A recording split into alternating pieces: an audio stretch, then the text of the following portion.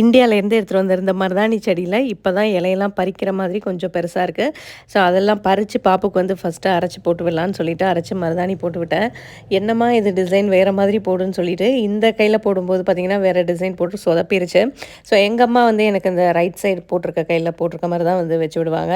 மருதாணின்னாலே வந்து நம்ம இந்த ஒரே டிசைன் தான் வைப்போம். கோன்னா நம்ம மாற்றி மாற்றி டிசைன் வந்து வைக்கலாம். மருதாணிக்குன்னு பார்த்திங்கன்னா இந்த டிசைன் தாங்க அழகாக இருக்கும். அடுத்த நாள் செவந்ததுக்கப்புறம் பாப்பு வந்துட்டு நீ சொன்னதாம்மா அழகாக இருக்குன்னு சொல்லிட்டு இருந்தா.